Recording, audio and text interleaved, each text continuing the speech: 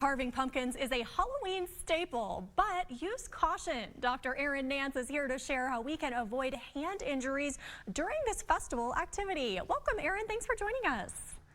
Hi, thanks so much for having me. Absolutely. Well, I want to talk about it being Halloween. What are some of the top tips that you have for us today for safety? So the most injuries that I see are for when you're doing pumpkin carving. And unfortunately, we see a lot of lacerations and stabbing injuries.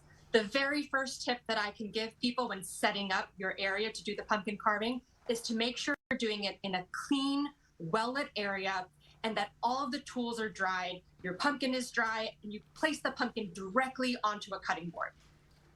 Okay, that's a good tip. Speaking of which, I know kids might be tempted to join in, but should we leave the carving to adults? So I know the kids are dying to help carve the pumpkin, but honestly, a laceration injury can happen in seconds, and I strongly suggest that only adults use the knives. Okay, and let's talk about pumpkin carving kits because you see those everywhere. Are those necessarily better than using a good old-fashioned kitchen knife, or which is safer? So the kitchen knife or a steak knife will go in really easily at first. But what happens is because the pulp is very thick, you tend to struggle pulling it out, and that's when we see those laceration injuries. Also, the tip of the steak knife is very sharp, and sometimes you plunge through the pumpkin and you stab your hand that's holding the pumpkin in the back.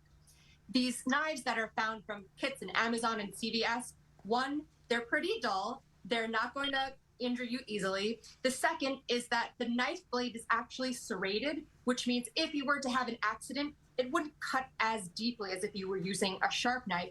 And then thirdly, the tip is usually blunt. So if you have that plunging accident, it won't cause as much damage as if you were using a sharp knife.